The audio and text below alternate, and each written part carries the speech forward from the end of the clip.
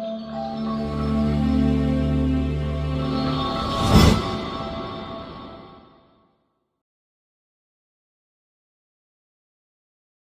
मैत्रिणींनो, मी डॉक्टर वीणा भालेराव, सहयोगी प्राध्यापक, वसंतराव नाईक मराठवाडा कृषी विद्यापीठ परभणी.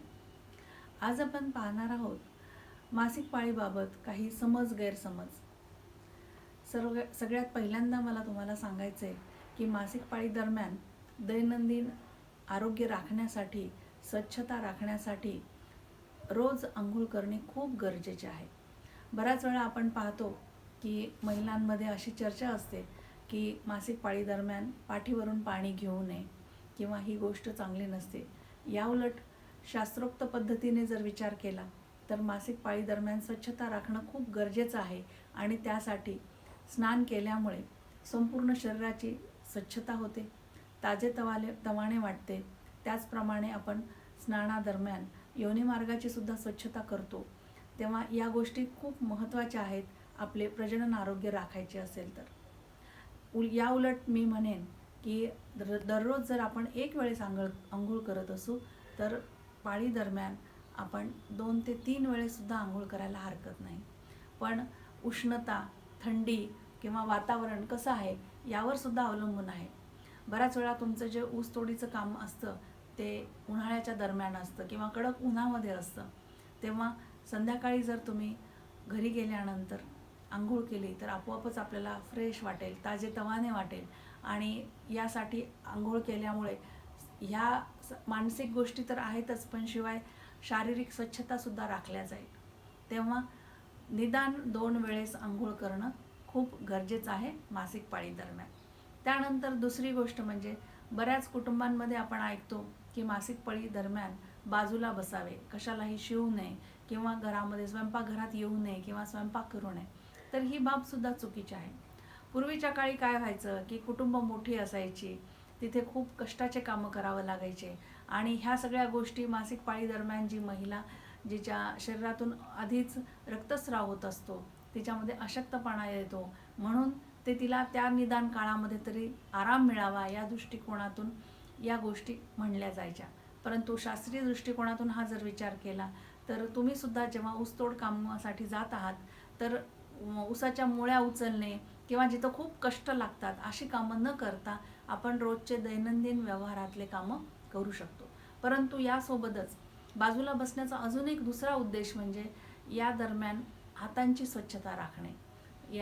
तेव्हा मासिक पाळी दरम्यान प्रत्येक महिलेने जेव्हा जेव्हा त्या टॉयलेटला जात असतील किंवा लघवीला जात असतील तर हात साबणाने धुणे, डेटॉल हँडवॉशने धुणे किंवा राखेने धुणे, मातीने धुणे, कोणताही जो काही शक्य असेल तो प्रकार आपल्याला वापरता येईल. परंतु स्वच्छता राखण्याच्या दृष्टीने हातांची स्वच्छता राखणे खूप गरजेचे आहे, जेणेकरून ही अस्वच्छता असल्यामुळे किंवा मासिक पाळी दरम्यान जर ही स्वच्छता राखल्या गेली नाही तर आपल्या अन्नामध्ये किंवा आपण स्वयंपाक करतो किंवा इतर गोष्टींनाही हात लावतो तर तिथे जंतूचा प्रसार होण्याची शक्यता असते.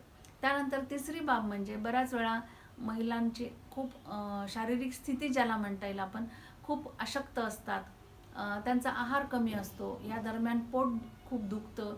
बऱ्याच महिलांना ओटीपोटामध्ये कळा येतात किंवा हातापायांना गोळे येतात. तर ह्या सगळ्या आजारांचं किंवा प्रमाण वाढलेलं आपल्याला दिसून येतं. तेव्हा महिलांना माझ्या अजून एक विनंती तुम्हाला अशी करायची आहे की या मासिक पाळी दरम्यान आपला आधीच शरीरामध्ये रक्तस्राव होत असतो, त्यामुळे अशक्तपणा येऊ शकतो. तर या काळामध्ये आपला आहार चांगला असणं खूप गरजेचं आहे. पौष्टिक आहार ज्याला म्हणू, पौष्टिक म्हणजे याच्यासाठी काही खूप महागडा किंवा फळफळावळच खाल्ली पाहिजे किंवा ड्रायफ्रूट्स खाल्ले पाहिजे असं बिलकुल नाही. तर आपल्याला जे काही उपलब्ध असेल त्या सीझनमध्ये हिरव्या पालेभाज्या, फळभाज्या किंवा वरण भात जे काही आपण खात आहोत ते पौष्टिक असावं. म्हणजे वरण केलं तर ते खूप पातळ नसावं, घट्ट प्रमाणात जेवढा आहारामध्ये आपल्याला खाता येईल त्याचा समावेश करावा. भाज्यासुद्धा जास्त प्रमाणात खाल्ल्या जाव्या. दैनंदिन जेवणात सुद्धा आपण घरामध्ये पाव किलो भाजी आणतो आणि त्याच्यामध्ये 4 कुटुंबातले माणसं खातात. तर असं न होता महिलांनी सुद्धा शेवटचं उरलेलं सुरलेलं न खाता स्वतःसाठी मुद्दामहून विचार करून भरपूर प्रमाणात भाजी आपल्या पोटात कशी जाईल याचा विचार करून स्वयंपाक करावा, जेणेकरून त्यांना या सर्व आहारामधूनच आपल्याला जी आवश्यक आहे ती शक्ती मिळते, एनर्जी मिळते. तेव्हा आपला जो आहार आहे हा पौष्टिक ज्याला म्हणता येईल, समतोल आहार असावा. सगळ्या आहारामध्ये घटक असावेत. फक्त ठेचा भाकरी म्हणा, आपल्याला कामाला जाण्याची खूप घाई असते आणि मग पटपट कामं आवरायची असतात, घरामध्ये स्वयंपाक करायचा असतो, वेळेवर पोहोचायचं असतं, मुलाबाळांचं आवरायचं असतं, मालकांनाही डबा भरून द्यायचा असतो आणि या सगळ्या गडबडीमध्ये काय करतो आपण, तर स्वतःकडे दुर्लक्ष करतो. तर मैत्रिणींनो, स्वतःच्या आहाराकडे लक्ष देणं खूप आवश्यक आहे, जेणेकरून आपला आहार जर चांगला असेल तर आपल्याला एनर्जी मिळणार, तर आपल्याला शक्ती असणार, तर आपल्यामध्ये अशक्तपणा येणार नाही, इतर काही डेफिशियन्सीचे आजार जे आहेत ते होणार नाहीत आणि आपण संपूर्ण कुटुंब व्यवस्थित चालवू शकू. तेव्हा आजारी न पडण्यासाठी आपल्याला आपली काय म्हणता येईल, रोगप्रतिकारक शक्ती वाढवण्यासाठी आपला आहार हा चांगला असणं खूप गरजेचं आहे. विशेष करून आजारी आहे म्हणजे पाळी दरम्यान माझं खूप दुखत आहे किंवा झोपून राहणं किंवा हे असं काही होण्याच्या ऐवजी आपण जर योग्य आहार घेतला तर हे त्रास आपोआपच आपले कमी होऊन जातील. त्यानंतर पुढचं म्हणायचं आहे मला की मासिक पाळीमधले जे काही कपडे आपण वापरतो, माझ्या एका दुसऱ्या व्हिडिओमध्ये मी तुम्हाला सांगितलंच आहे की शक्यतो घरातले जर जुने कपडे वापरत असले तर तुम्ही ते त्याच एकाच पाळीसाठी ते वापरा, पुन्हा पुढच्या पाळीसाठी नवीन कपडे वापरा. पण हे जे काही मासिक पाळीच्या दरम्यान 5 दिवसांसाठी वापरण्यात येणारे कपडे आहेत ते सुद्धा स्वच्छ उन्हाला सूर्यप्रकाशामध्ये वाळू घाला, जेणेकरून आपोआपच सूर्यप्रकाशामुळे त्याचं डिसइन्फेक्शन होईल, ज्याला म्हणता येईल आपल्याला निर्जंतुकीकरण होईल. बऱ्याच समाजांमध्ये आपण पाहतो की असा एक गैरसमज आहे की हे जे कपडे आहेत, अंतर्वस्त्र ज्याला म्हणू आपण, मासिक पाळी दरम्यानचे जे कपडे आहेत हे कुणाच्याही विशेषतः पुरुषांच्या नजरेस पडू नये म्हणून ते लपवून ठेवल्यासारखे ठेवले जातात, अडगळीच्या ठिकाणी ठेवले जातात, अडगळीच्या ठिकाणी वाळवले जातात. मग जिथं दमट वातावरण असतं, कुबट वातावरण असतं, मग या कपड्यांची दुर्गंधी येते, या कपड्यांवरती जंतूंचा प्रसार होण्याची शक्यता असते आणि ही कपडे पुन्हा पुढच्या मासिक पाळीला वापरले जातात. अशा पद्धतीने आपोआपच काय होणार, जंतूंना आपोआप आपण घर तयार करून देतो आणि हे कपडे कुठे वापरतोय आपण, योनी मार्गाच्या तोंडाशी. मग आपोआपच हे जंतू योनी मार्गातून शरीरामध्ये शिरकाव का नाही करणार.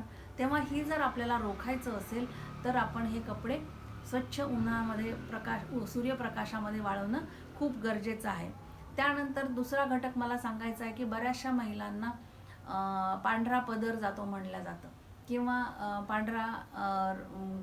पांढरा स्त्राव जातो.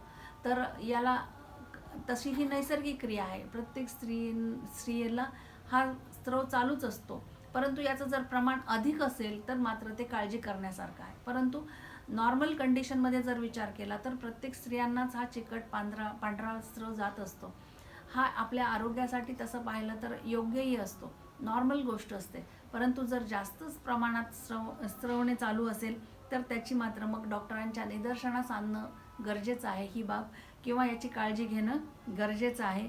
आणि नॉर्मल कंडिशनमध्ये जे काही आपण पाहतो तर नैसर्गिक दृष्ट्याच आपल्या पूर्ण शरीराची जी काही जडणघडण आहे, जशी आपल्याला मासिक पाळी नॉर्मल गोष्ट आहे तशाच पद्धतीने हा पांढरा स्त्रावसुद्धा नॉर्मल असतो, त्याची फार विशेष चिंता करण्याची गरज नसते. मात्र योनी मार्गाची स्वच्छता यासोबतच राखणंही आवश्यक आहे.